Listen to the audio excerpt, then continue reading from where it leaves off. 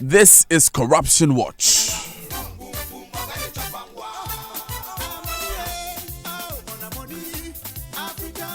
A Corruption Watch is brought to you by the Ghana Center for Democratic Development, CDD Ghana, Ghana Integrity Initiative, GII, Ghana Anti-Corruption Coalition, GACC, Africa Center for International Law and Accountability, ACILA, and Joy 99.7 FM. Find us on Facebook, Corruption Watch Ghana, Twitter at CW Ghana, Instagram, Corruption Watch _GH, YouTube, Corruption Watch Ghana. Our hotline is 055-453-6586. WhatsApp number is 055-453-6295. The hashtag is Wanamoni, hashtag Ghana Bre. And it's sponsored by Star Ghana. Now, before we go into the details of today's Corruption Watch, the Consolidated Bank Ghana CBG would like to inform its cherished customers and the general public that due to the ongoing systems upgrade, our branches and electronic platforms will not be available for transactions from Friday, August 2 to Monday, August 5, 2019. Business will resume on Tuesday, August 6 with an upgrade to serve you better. Any inconvenience caused is deeply regretted. CBG, we stand with you. Our text messages are brought to you by Afrodan, your back must last you a lifetime, and Glyco Critical Illness Plan, GSIP. Glyco, we cushion you for life. Afrodan offers you the most comfortable chair in the world. The Nightingale Extreme Comfort Chair. It has over 10 thoughtfully engineered features, especially customized for your health and comfort. So go to Afrodan on the first floor of the Swansea Shopping Arcade and feel this chair. You'll be amazed. Call us on 0302 663 085.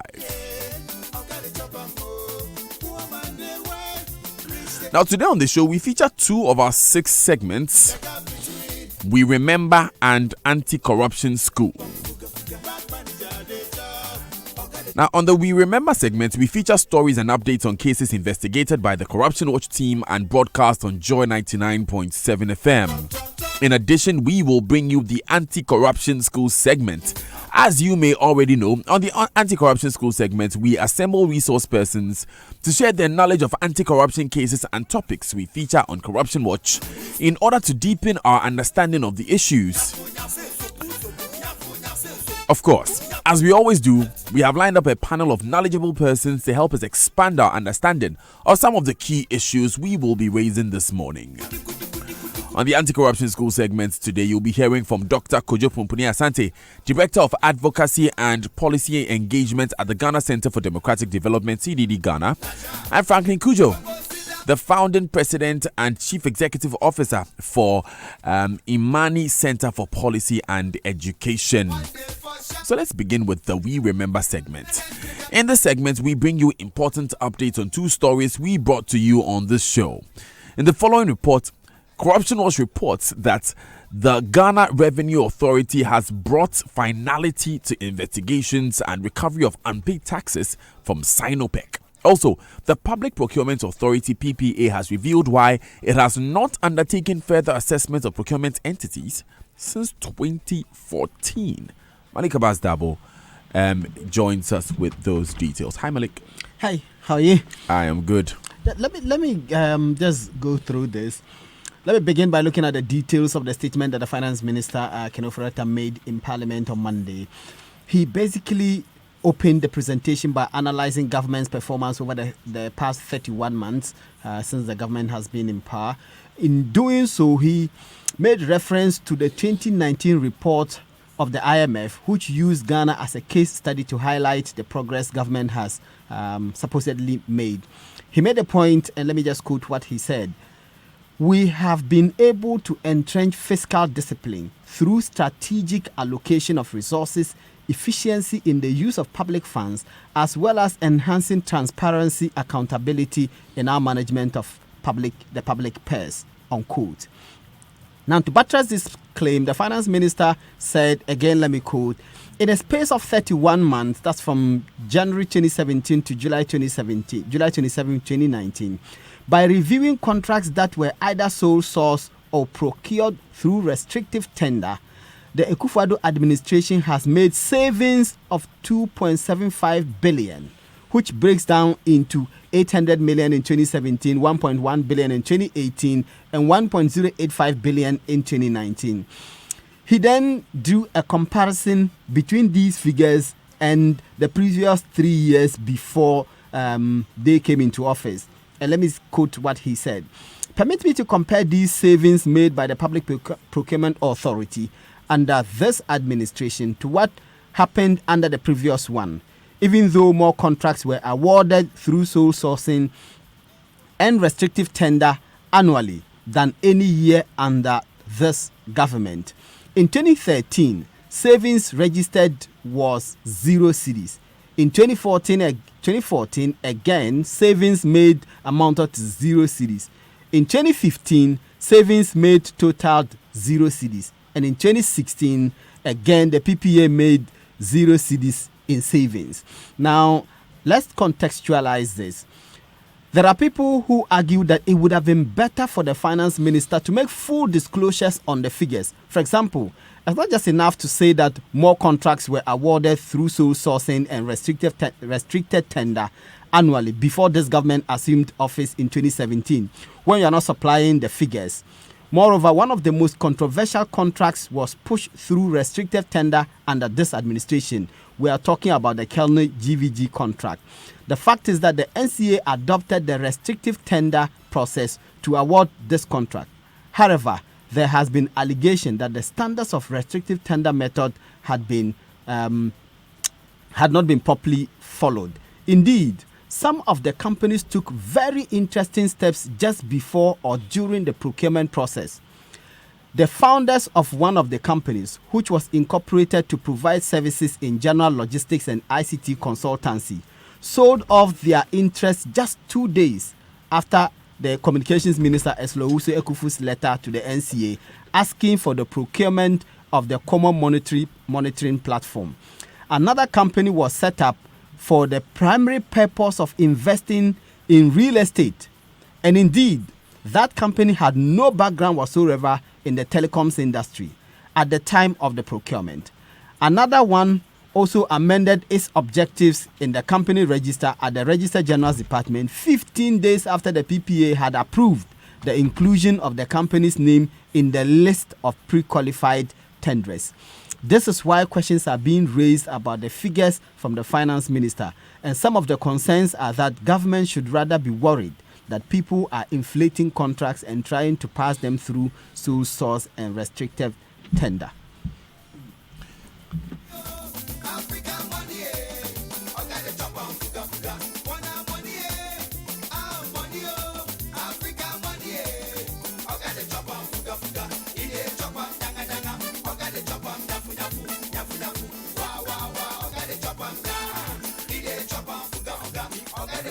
And that was our We Remember segment.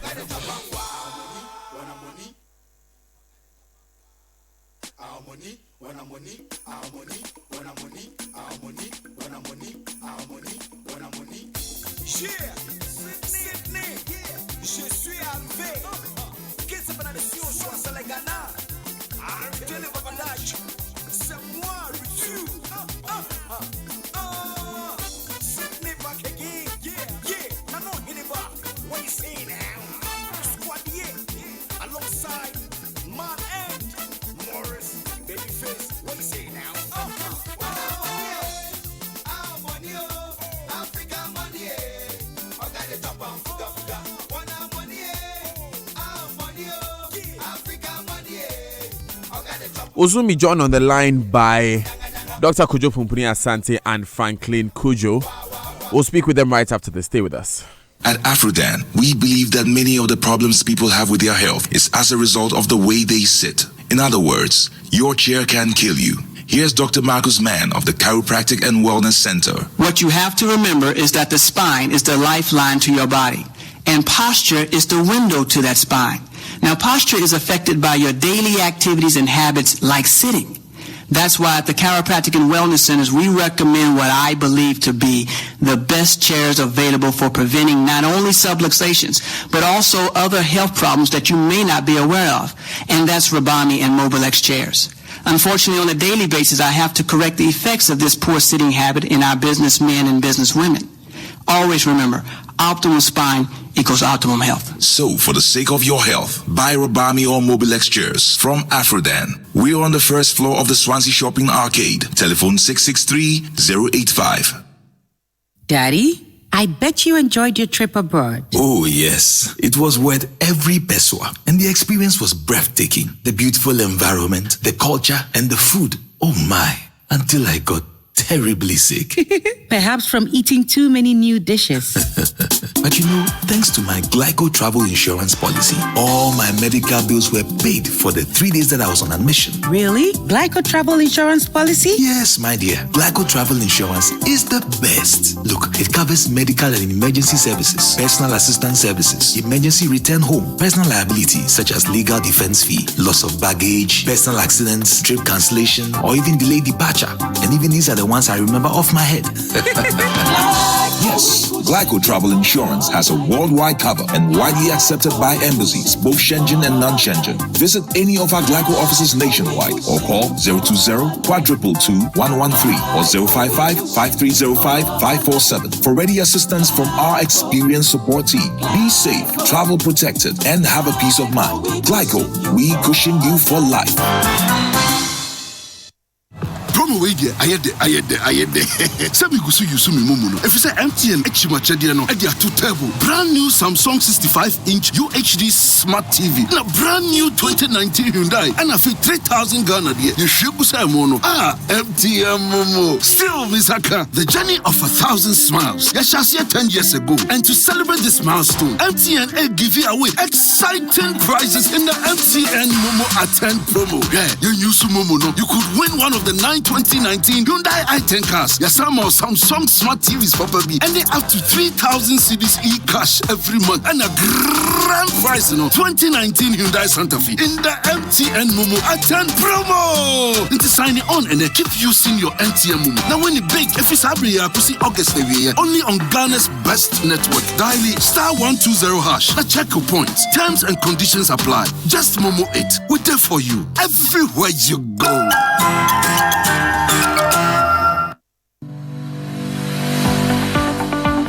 A great journey lies ahead of us all, but we all have different paths carved out for us.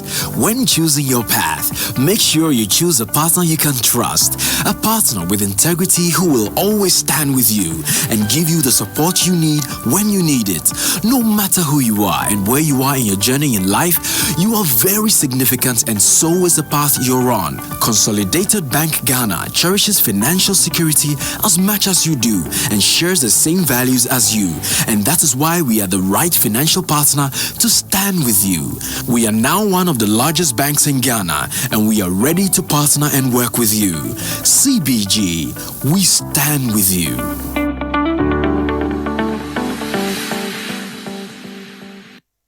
If you are an importer, this is the time to worry no more. Do you want to know how much customs duty is payable on your general goods and used vehicles? Are you wondering what stage your customs consignment is within the clearance chain at the ports? Are you seeking more information on your goods at the port? Here are all the answers to these questions if you are importing any item through the ports of Ghana. The Ghana Trade Hub mobile app is now live for you to calculate your customs duty for both general goods and used vehicles for free, and also track your customs consignment for free. Download the Ghana Trade Hub mobile app on Google Play Store for Android users and the App Store for Apple users. Ghana Trading Hub mobile app is now live. This is powered by the Paperless Ports Phase 2 project under the auspices of the Government of Ghana, West Blue Consulting, and the Ghana Revenue Authority. Smartport, improving Ghana's ease of doing business.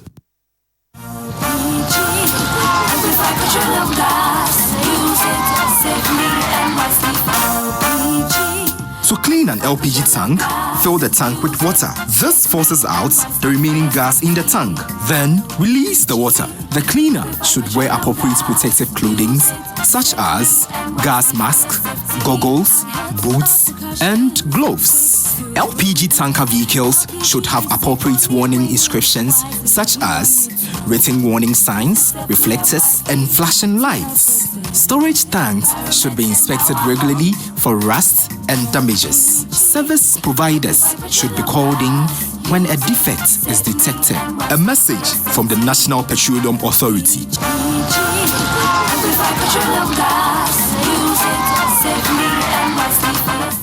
No one likes the siren of the ambulance, but once in a while, there is a moment in our lives where we need help and pray silently for an angel. That is why the Call Angels came into being to provide 24 hours a day, 7 days a week, round-the-clock ambulance cover for medical emergencies, domestic accidents, road traffic accidents, non-emergency transfers, and any medical condition where professional hand is needed to get a patient to the hospital. Download the Call Angels app for free from Google or Apple Store. You can also register for value-added services by calling 18026 or star 3330 or 0302-909746. For as little as 100 Ghana cedi, you can guarantee you and your family for up to 5 persons priority response in addition to a 30% discount on fares for your transport request. Sign up and get that peace of mind for you and your family. Call the Angels in that critical moment and we will be there. Kindly note that this service is currently available in the Greater Accra region only.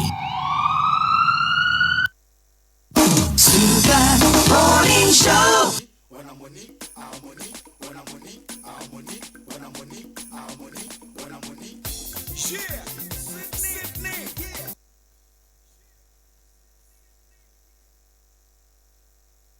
Coffee in your cup and joy on the set. The Super Morning Show is always the best bet on Joy 99.7 FM.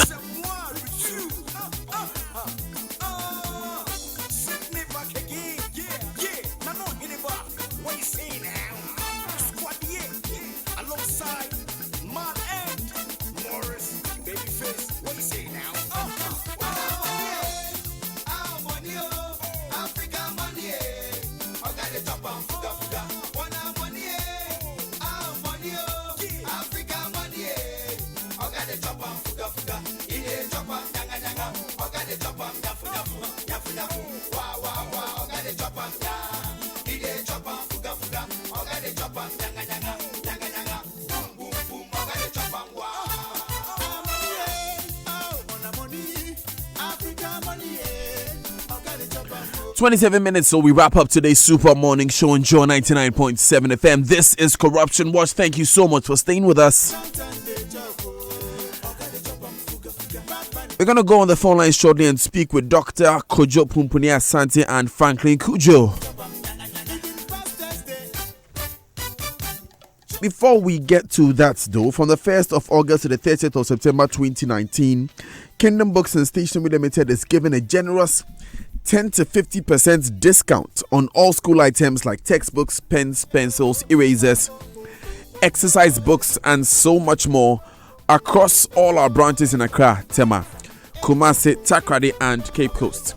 Parents and teachers, students, please hurry while stocks last. For more information, call us on 0302 764 101 or 0302 764 209 or email info@kingdomgh.com.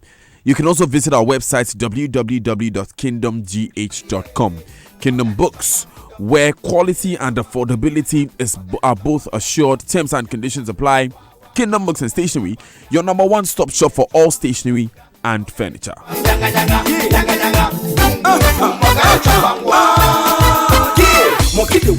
Now, travels abroad can be very exciting but full of uncertainties. Have you thought of all the unexpected events that may occur whilst abroad? Every travel is a wonderful experience. Do not be exposed to the unexpected. Get the Glyco Travel Insurance policy designed to cover travel costs and reduce the risk associated with unexpected events during your international and domestic travels to Europe, the Schengen countries, or anywhere worldwide. Talk to us today on 020 2222 113 or 055 5305 547 and let's help you plan for a peaceful travel abroad. Glyco Travel Insurance, cut the hustle, all the convenience. Glyco Life, we cushion you for life.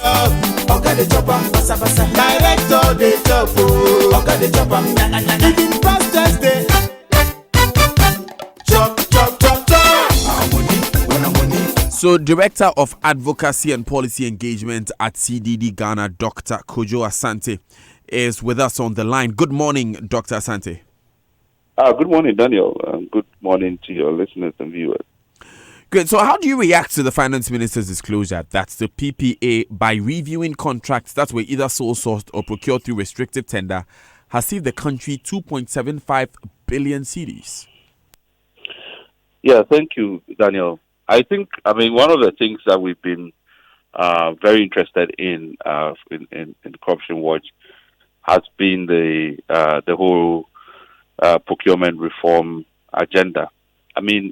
If anybody in this country would know that procurement violations or infractions are one of the ways in which a lot of corruption happens. You see the Auditor General's reports on a yearly basis, continuous violation of procurement, and the problems we've had with sanctioning people when they do these things. So when the MPP government came in and they targeted, and remember at that time the controversy was around sole sourcing, and there was a commitment to try to tackle, make sure. Actually, there was a commitment to make most contracts competitive, right? And I recall that the appointment of a procurement minister was purposely to try to deal with these things. So when you hear figures like this, and these are figures that have been talked about right from 2017, the president has had occasion to talk about it himself as well. So every year there are these figures that are put out. Now that should ordinarily make everybody happy that yes, things are being worked out, but it is lacking a number of details that forces all of us to raise some very serious questions. So, for example, there's a suggestion that the PPA, which is its job. So normally, when you are doing any tender for sole sourcing based on restricted tender, you need to get PPA approval. When you send it, they are obligated to review the contracts. There's a suggestion, and in the minister's communication, it wasn't clear whether the review of these contracts or tenders involve either prices being inflated or just not having value for money. So let's say they were doing value for money audits on what have been proposed. Now, if we are talking about in 2017, 800 million value, a combined value of 800 million, that would have ordinarily passed through if the PPA didn't do its job.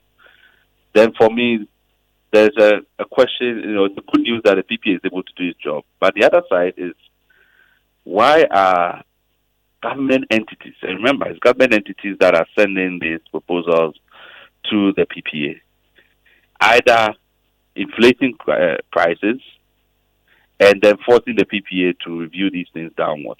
Because the PPA has also produced a common user item price list, so that it's supposed to guide you in the kinds of things that how you are costing these kinds of services and goods. So the question we have to ask ourselves is, why? And this is and the quantum is sort of growing from year to year. There should be a concern that they are sending these proposals, which is way above, and then the PPA has to kind of reduce it. Yeah. And so government, I would have been expecting that government should be worried about that side of things. Because it's almost like government arresting itself, and that is not in terms of where we want to get to in terms of transparency and accountability around our procurement. That is a worry. So that's one point. The second point is, one of the things we've seen is, if you look at the Auditor General's report, and it's not one of the work that we are following up on now, the things that are even sent for restrictive tender cannot satisfy the restricted tender conditions. So the kinds of goods and services, they are not complex. It's not the case that if you do it by competitive tendering, the cost of doing it by competitive tendering is abnormal, and therefore you need to just restrict the tendering. These are for just basic goods and services that are being, procured. And we are using restricted tender. And the understanding we get is that a lot of these things come by way of emergency. Right. Right. But if people were doing procurement plans, we wouldn't have emergency. So there's all kinds of ways to circumvent the process. So what the other data that would have been useful is really, okay, how much really have we reduced the use of tenders, sole sourcing and restricted tendering? And even with the ones that we say we have sole sourcing and restricted tender, should they have been done through sole sourcing and restricted tender? If we are going to really get to the bottom of trying to sanitize the procurement process, then we need to get into these numbers so to measure our progress. So for me, it's a good thing that the PPA is doing its job. Yeah. But it prompts further questions that we all have to get into to assess whether or not we have really made progress or not. Thank you very much, Dr. Santi. Please hold on for us. Let me go and welcome Franklin Kujo on the other line, founding president and chief executive of Imani Center for Policy and Education. Good morning, Mr. Kujo. Thanks for joining us. Good morning, Daniel, and your colleagues, and my good friend, Dr. Kujo Santi. So is a review of contracts and its resultant savings, as we are being told, a sign that procurement reforms are working? Well, I mean, in the context of corruption, it's becoming like a beauty contest, really. First of all, we have done very little when it comes to procurement reform. In fact, what I've seen so far is an aggravation of the abuse rather than the reform effort. I say this because if you look at the procurement proposals that were forwarded by the PPE to the ministry sometime last year, when I saw it, I said, well, we are not serious about the issues of procurement reform, because we had increased the thresholds without necessarily building on the capabilities of detecting the inefficiencies with our contracting processes. Coming back to the issue for which we are having this discussion, I mean, first of all, it's good to hear sums, but it's more prudent to hear like for like. I mean, there must be a budget. There must be reasons why in the NDC era, the very goods that were procured could be matched against the very goods that are being procured in 2017, 2018, and 2019, for us to appreciate fully what we are comparing, what we actually doing, what the basis upon which we are doing this comparison. So, for me, without necessarily, and of course, without having the full details of what has been procured, I think it's a fishing expedition, really, and I worry that we can be told something like this without any details at all. I mean, first of all, you didn't tell us what we were procuring. You didn't even give us the sums involved. We don't know the terms under which these were procured, whether, again, the sole source or restricted tender, both of which are very bad under current procurement rules. So I don't know what we are patting ourselves really for.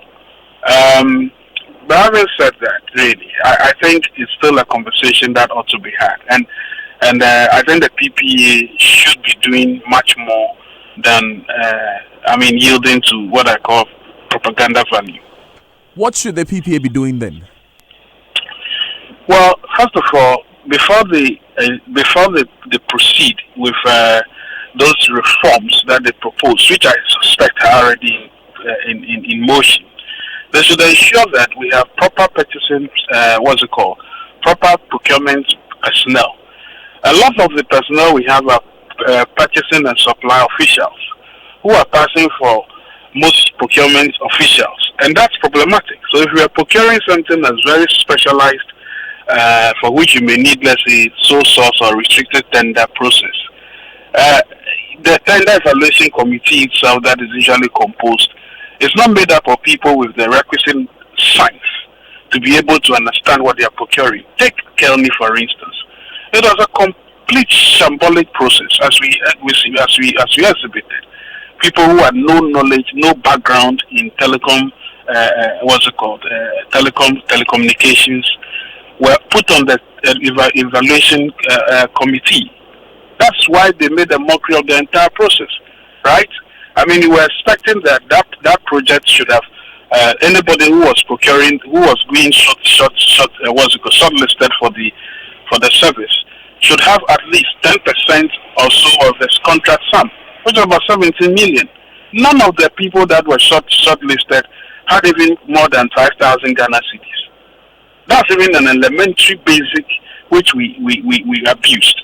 So if we can abuse this elementary requirement, it tells you what other things we were going to abuse. You should have read the tender committee's review of that contract. So I shudder to think, really, that what ought to be done is not being done, and we are patting ourselves on the back. The other thing that I think we should also be doing is that, look, we should agree that for certain value, for certain worth of a project that we are going to procure, we should publish these things online and publish them and ensure, if it is about 100,000 units or more, we should publish it online and ensure that we have all the beavers, both the main contractors, the subcontractors, so that we know. And then we should also know the tender evaluation committees that are formed, the entity evaluation committees that are established at every point in time. You can't have the same entity tender evaluation committee, members doing roads, doing bridges, doing toilets, doing all kinds of things. There must be some variety, but within the variety, we should be able to see some level of finesse as well. I think this is rather for me. Well, the finance minister does quite a lot of good things as well, but I suspect that this one he probably was not given the full fact, and those figures mean nothing really. Interesting thoughts there, Mr. Kujo. Let me go back to Dr. Asante. Dr. Asante, you agree largely with what Mr. Kujo has put forward? Well, I mean, he's even sort of open up even more issues, and that's why So we have to begin to find ways to solve our problems, and I think the start of that is to really to be able to measure progress, and that is where I get worried when sometimes we put our information like that without providing good basis, good data for all of us to be able to come to a conclusion that okay, we are moving forward on some of these aspects. So even if the narrow focus was reducing sole sourcing, reducing restricted tender, you need some comparative basis to make that kinds of conclusions. So who is providing us that data? Sometimes, again, during the County GVG case, for instance, we wrote to the PPA, we wrote to the Central Entity Tender Committee, and then people just keep passing the back. No, we don't have the information. Go to the entity itself, or go to this and that. So how does that show our commitment to really resolving these kinds of problems? There has to be transparency. We need to have data, because these are things, they are documentation that goes through. If these processes are going to be transparent and we are going to be accountable, we have to have data. So I mean, we will try again. We'll try again to go to the PPA, to the Ministry of Finance, to find out what it is, what's the basis of this. Because, for example, I'm asking myself, is it the case that the PPA was not reviewing contracts prior to the MPP time? So this is the same institution. Were they not doing their job before then? And is it the case that when they reviewed those times, they didn't find any contract inflated? How do we assess that? Right. I think the point of transparency is very important. Yes, exactly. Which is why for us here, we would also really love to follow up and and follow you with that a request for information from the PPA on the details of these. Thank you very much, Dr. Asante, for joining us. Let me go back to Franklin Kujo for his final comments on this matter. I think sunlight, they say, is the best detergent against corruption. You would support Corruption Watch and Dr. Asante in this request for information? Oh, without a doubt. Look, even the conversation you're having about PDS, for instance, is one that I characterize as we taking ultimate responsibility for our faults. If we do not do due diligence, we take ultimate responsibility. I've lost several amounts of money in a couple of months because I didn't do proper due diligence on some systems, right? And I take full responsibility for that and other actions as well. Now, we cannot, but the processes that led to that itself, if they were not, how do I put it, in the case of PDS, if they were clearly outlined, because this is public money, if they're clearly outlined, we wouldn't get here. So the request for information is vital, and I think we should press on with it. And kudos to Corruption Watch and the CDD leading this rather innovative approach to fighting corruption. Thank you very much, Franklin Kujo, for joining us. He is the founding president and chief executive of Imani Africa.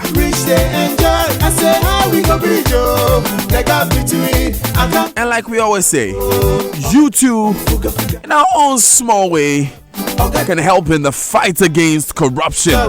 Just reach us on the Corruption Watch hotline 055-453-6586 or WhatsApp us on 055-453-6295. Our partners for Corruption Watch are Ghana Center for Democratic Development, CDD Ghana, Ghana Integrity Initiative, GII, Ghana Anti-Corruption Coalition, GACC, Joy FM, and the Africa Center for International Law and Accountability, ASILA. Our sponsor is Star Ghana. And that's it for today's Super Morning Show on Joy 99.7 FM. So Franklin, could you really tied the bow on our show today? Because what we did today was we took you into the PDS ECG conundrum. That's conversation between Dr. Reku Brobe, Dr. Theo Achampo, myself, and you listening. And then we came into Corruption Watch where we asked ourselves, are we really saving money when we say that we have cut down on some of these things? That's it for our show today. Thanks for joining us. We're back tomorrow, same time, 5:50 a.m. till 10 a.m. My name is Daniel Daze. At the top of the hour, the news at 10 comes your way, and then there's Cosmopolitan Mix. Have a super day. From importers to exporters, direct to indirect workers, you and I, the MPA